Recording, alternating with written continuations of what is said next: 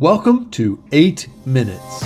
In this United Rentals Leadership Academy podcast, we ask current leaders the same 8 questions so we can learn from their stories and leadership voice to help us grow as leaders while we build a better future together. Mattney Burgin, Regional Sales and Marketing Director from the Carolinas region. Thank you very much for joining us on our 8-minute interview segment today. Thanks for carving out the time. I'm going to go ahead and dive right into our questions. First off, tell me about your current role with United Rentals, how long you've been in that role, and how long you've been with the company. So, Mattney Burgin, Regional Sales and Marketing Director. Been in my current role about 7 years. Came in this role in 2019 and going on 20 years with the company. So I'll be celebrating 20 years this August. That's where I'm at. Thanks, appreciate it. Can you share a specific example of when you faced a leadership challenge, how you handled the situation, and most importantly, what did you learn? Oh, absolutely, Pat. So obviously, 20-year career, there's been many situations where I would say we had challenging leadership opportunities and conversations, but one specifically for me, it's the interview process, I think. So we all have individuals we work with for a long time. Sometimes we get this kind of next man up mindset, next female up mindset. And it's hard because as we go through the interview process, as we think about who fits the opening the best, it's not always that person that may be the most tenured. It's not always that person that we quote unquote say is the next person up. So I think for me, I went through some situations like that where as I progressed in my career, whether it was backfilling me or just backfilling other folks that progressed within the organization as well, trying to understand who is the right person for the job. And that person may not be the person that's been there the longest or may not be the person that quote unquote, again, is next man up. So I had a situation where that happened for me. I feel very comfortable now. We made the right decision.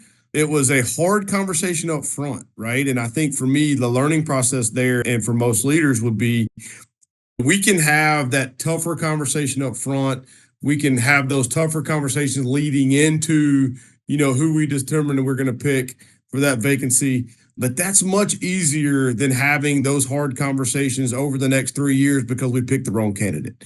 So for me, it's not avoiding that hard conversation up front, not avoiding this is in the moment. This is the real conversation we need to have. But having it then and not having it every month for the next 3 years as we put the wrong person in the wrong role, that's important. The other thing I think I learned specifically is when you put somebody in the right role and you picked the right person and you've done your due diligence to make sure you've got the right individual, they'll thrive in that role and the other individual or individuals will realize that. Right? They'll see, man, he or she did have something maybe I didn't have yet. In my instance, I was lucky enough when I picked the individual, the person who was quote unquote next up got a really good opportunity to take a different role. Since then, he and I have had multiple conversations where he's thanked me for not putting him in the wrong role. He quickly realized that wasn't the role for me, but in the moment, he couldn't see that. So I think for me, it's really just not avoiding those hard conversations. As a leadership team, I think one of our biggest responsibilities is developing talent, but also making sure that we put the right talent in the right role. You can have really highly talented people that if you put them in the wrong role, they're not going to be high performers anymore. So I think just really doing our due diligence and thinking through that and making sure we align people with the right opportunities. Thank you. I appreciate you sharing that. What is the best advice about leadership that you've ever received? So it's a quote. It came to me with multiple leaders throughout the organization. I've been extremely fortunate to have a lot of really good leaders in my career and in my life personally as well. I've got this quote. I probably stole it from 10 different people. I've created it myself, but essentially it is, don't take anything personal, but make everything personal. Right. So when we think about leadership, what that means to me is, I can't get my feelings hurt. This is a business.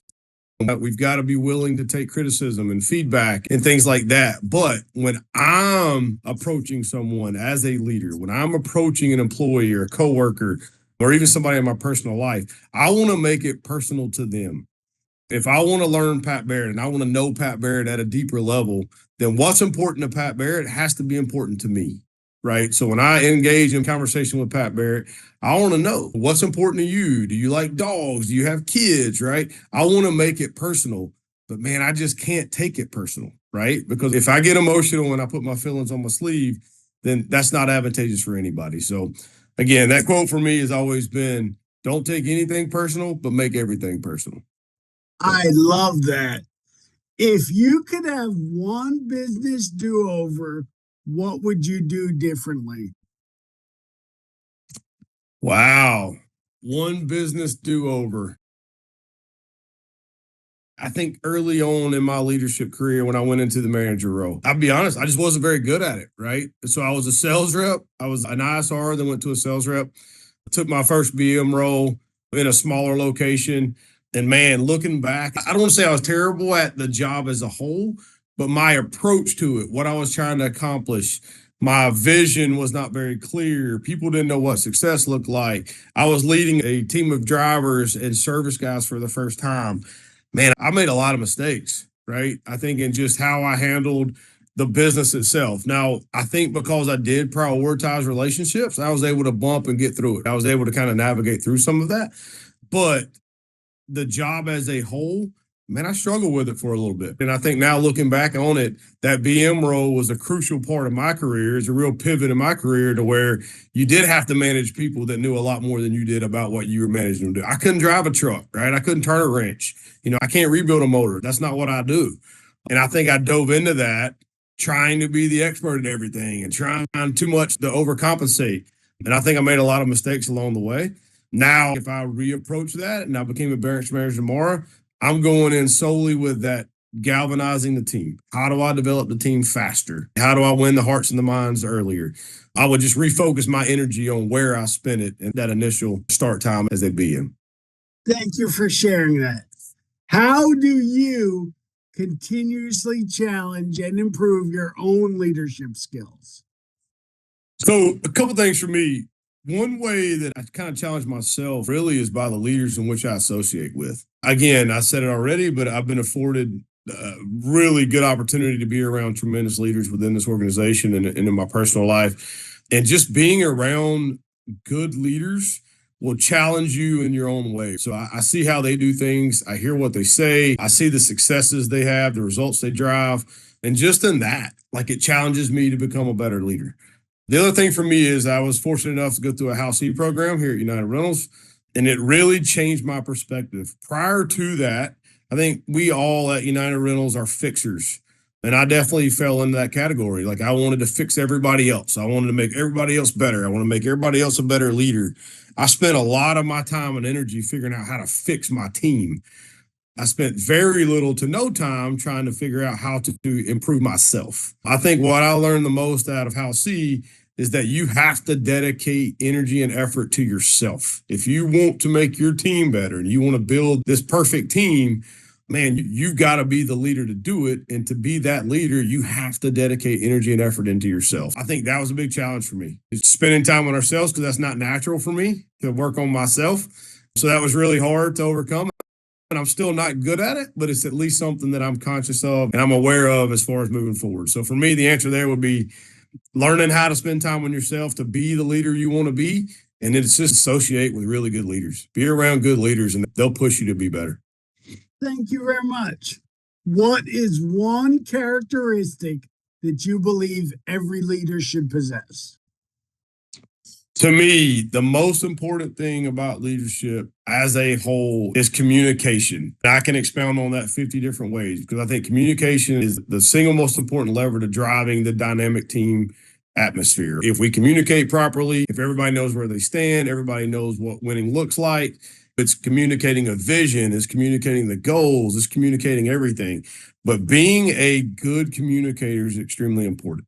Some of the best leaders I have, right, are guys that we have those kind of back of the house conversations, those after five conversations where I can be truly honest with that individual and he or she can be truly honest with me. But to me, communication is definitely the leading skill. Thank you very much. What work experience has been the most formative in your career development and what did you learn? I'll go back to the BM role. When I think specific to a title, managing people that were masters at what they do and me trying to manage them through it or lead them through it. That's where I personally define leadership versus management. Through that process of being a BM, that was extremely crucial for me. It was natural for me to lead an OSR, kind of natural for me to lead an ISR. I struggle with an ops manager. I struggle with the service manager and the service team, and I struggle with the drivers. Getting through that and learning how to lead that team and add value to that team, that was probably the most formative career development I had to date. Thank you very much. What advice would you give to a young Mattney Burgin? Build your network faster than you did. I pride myself in my network within United. I try to meet and greet and know everybody I can know. But if I had to do it again, I would just expedite that. The power of United Rentals is the people. Flannery says that all the time. But to me, the people become your network. That becomes the people you lean on, the people who help develop you. But the network at United Rentals is our most powerful attribute. Like, it is our strength. So if I could do anything, I would just amplify the time at which it took me to build my network. I appreciate that. My last question of the day: do you have any hobbies? And if so, how important are they to your performance at work? A great question. So hobbies are relative to the time in your career, and I'm learning that right now. So I have a 9-year-old and a 14-year-old. So I had hobbies. I was a duck hunter. I played a little golf. Now I'm a baseball coach and a basketball coach and a cheer dad and a dance dad. So my hobbies have shifted to what my kids do. But still, nonetheless, I do think it's very important to decompress, right? I do think it's very important to be present. This goes back to the House E conversation we had earlier. But I struggled with that. When I say working on myself, I struggled on working on myself with my family and being present with my kids and my wife and things like that. And my focus there has definitely improved my outlook, my attitude, my positivity level, all of that on a day-to-day basis. So I do think it's important to have a level of decompression. I do think it's important to have something that you do on your own to step away. Our phones ring all day. We never turn them off. So it's important to have that time, whether it's your family, your friends, or with your hobbies. It is important. Mattney Burgin, thank you very much for taking the time for us today. I'm certain that any United Rentals employee who takes the time to listen is going to get a tremendous amount out of this. Thank you very much. Thank you, Pat.